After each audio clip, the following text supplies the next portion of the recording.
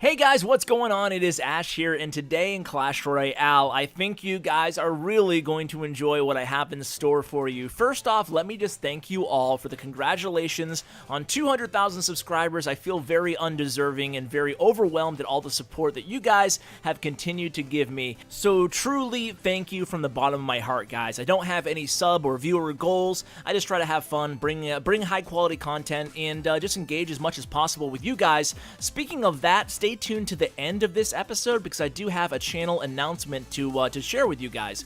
But before we get to that, I really wanted to share this match particularly with you guys. Now, I just brought you a half an hour long Clash Royale episode, so this one's going to be a little bit on the shorter side, but it's a funny story actually how I came across this match. This is not live right now. I actually started to record this earlier this evening, this attack, and my intentions were to bring this as a future tournament video later on in the week.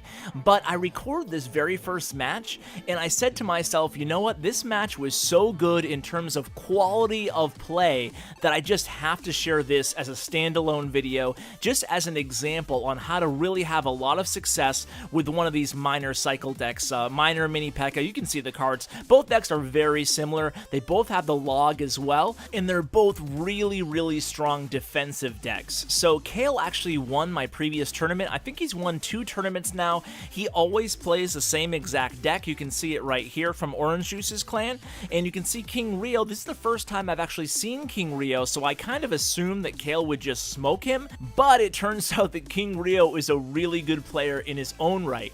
Now, the main difference between the decks, obviously, is that King Rio here has Fire Spirits and Minions in his deck, whereas Kale has the Inferno Tower and Goblins. So those are the 2 swaps in the 2 decks, and you can see the differences it makes in terms of this head-to-head square off here. So I think we should kind of watch the rest of this match from the point of view of Kale here, because he's the guy who I was looking at initially when I watched this live, and I know that he's a really, really solid player. So what I kind of want to do, I think it would be a valuable exercise to help improve all of our games, myself included, using minor decks to see exactly what he plays and when he plays it here. So right now it's a princess trade-off, and check this out, they're both sitting at 10 elixir right now. So who's going to make the first move? It was Kale. Now, Kale's going to go on the offensive here with a minor Goblins Ice Spirit, and look at that, the log takes them all out, and then King Rio's going to come hard the other end. This is when Kale first plays his Inferno Tower. Now, the Inferno Tower obviously not as needed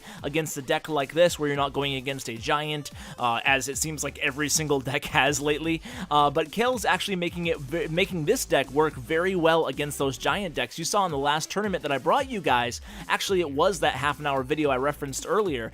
That was the tournament that he came in first place with, and it was noteworthy that Kale finished in first using this deck, and then all the decks from 2nd, 3rd, 4th, 5th, 6th, and 7th all were giant boulder decks or giant lumberjack decks. So as we approach overtime here, you'll note that neither of the players at this point have really made any big, obvious, glaring mistakes. It's been pretty textbook in terms of placement, in terms of everything. And you'll notice how when Kale defends, whenever there's a big push coming and he's not going to use the Inferno Tower or the log, he makes sure he always places his first row of defending troops kind of near the bridge off to the right a little bit. And then what he does is, if you notice, if you go ahead and this is definitely worth rewatching this replay, guys, but you'll notice right where those goblins were right there, what he usually does is he'll place the goblins right to the right of the bridge, and then he'll come back with the Ice Spirit right below the goblins, kind of near the King Tower, right in front of the King Tower. And what this does is it lures all the troops, or draws all the troops closer to that right tower, within range of the right tower, and it buys him a lot of time defensively. So look at that combination right there. The goblins and then the log takes out that push, ends it right away, and he's able to use his mini P.E.K.K.A. defensively against the miner, and then turn that into a little bit of offense, hopefully for Kale here. So now here comes a little offensive surge. He always uses that mini P.E.K.K.A. Obviously, any good miner player will use the mini P.E.K.K.A. defensively to offensively if possible, and Kale is really, really good at this. So if you had to compare and contrast both of these decks, I would say that Kale's is a little bit more defense-oriented, while King Rio's is a little bit more aggressive. The Fire Spirits definitely help out a lot, but he's not able to sit back and rely on that Inferno Tower defensively, and of course you notice that a lot more if he was going up against one of these giant bowler decks. So at this point, Kale is just trying to sneak in that princess on the bridge as much as possible. We are already a minute and a half into overtime at this point, so he knows he just needs to do as much damage as possible and chip away at that tower. He has plenty of time left, but at the same time, he needs to win the battle of chipping away. So he's actually going to get a lot of this damage. A lot of the damage that he got in order to win this game was by the princess in overtime. He snuck that princess in there as much as possible, and in the meantime, he got his miner there. He never got a mini P.E.K.K.A to the tower, but he got his miner on that tower quite a bit there. So guys, I hope you enjoyed that match. It's really a textbook match if you're looking to up your miner game, and I know I am, so I'm definitely going to rewatch that myself and really try to take my own miner game up to the next level as well. So guys, don't go away yet. I did say I have a sort of a channel announcement to make, and in the background, I'm going to put on this really awesome replay for you guys. This will definitely be a treat for you guys. The other night in chat, you can see that Hyper put, "Oh my god, I'm shaking, lol. If this doesn't make Clash TV Royale, I don't know what will, blah blah blah." So I'm like, okay, Hyper, I mean, you know, your name's Hyper, so obviously you're probably just getting a little bit too excited over this match. But you know what? I watched it, and I gotta say, he was right. This was a really intense match, and while I talk a little bit about my channel throughout the first half, then we'll kind of hop back into the match in the last minute, because let me tell you guys, it is crazy. Definitely one of the craziest matches that I have seen in my Clash Royale career. So it is worth mentioning, by the way, that the red player here is totally maxed out player. Level 13, absolutely max. So yeah, don't want to give any spoiler alerts, but it makes this match even more impressive. So about my channel, guys, I'm not sure how many of you guys watch my Clash of Clans videos as well. Obviously, I started this channel covering Clash of Clans, and in my video yesterday, I did announce some new goals and new philosophy of my channel, as well as a new segment. Now, the goals and philosophy are mostly applicable to Clash of Clans, but in Clash Royale, I am going to be bringing new types of content in the coming weeks and months, so stay tuned for that. I have some really cool ideas up my sleeve. But beyond that, let's talk about now, because now is really what matters. So I've always thought to myself, how can I separate myself from other Clash Royale or Clash of Clans YouTube channels beyond just my my striking personality and good looks? Joking. But how can I bring something a little bit different to the table? Hopefully you guys enjoy my content anyway, that's why you're probably watching this video. But beyond that, I really want a way to better engage with you guys directly.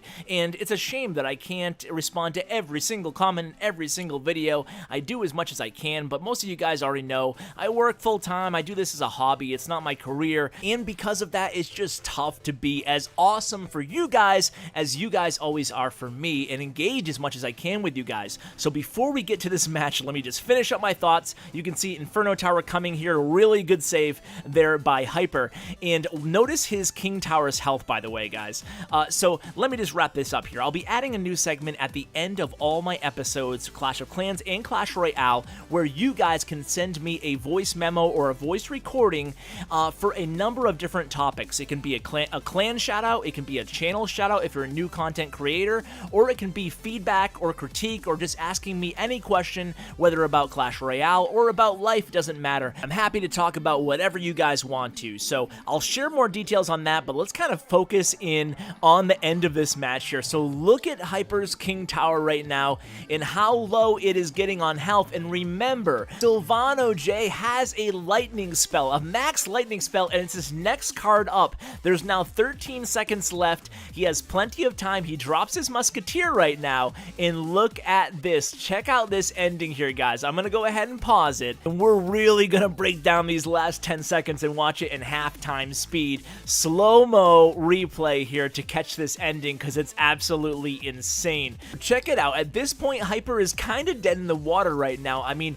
all he has to do, Sylvano J, all he has to do is drop that lightning spell, and look it. He does it, he says thanks, and then he laughs, and then look at this. The 3 minions die. The 3 minions die instead of the tower. And then to add insult to injury, he comes down the other side with the miner and 3 goblins. He misses the zap spell and Hyper pulls off the win.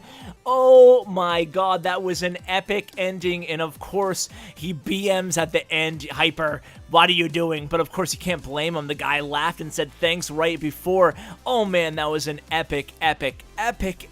That was crazy. So guys, just to finish up this episode, I did want to mention that if you want to give your clan a shout out, you want to give your YouTube channel a shout out, you want to give your clan leader a shout out for being an amazing person, amazing leader, whatever, I don't care. You want to propose to your girlfriend, go for it. Just send me a voice memo if you have an iPhone or any kind of voice recording if you don't, and I'll go ahead and include the email address in the description. It's going to be cwabasedesign@yahoo.com. That's cwabasedesign@yahoo.com. So guys, leave me your messages and maybe you'll hear yourself and your clan can hear you the next time you watch a Clash with Ash video. So guys, I hope you enjoyed today's episode. Thank you so much for watching till the end. I really appreciate it. And as always, take care, guys.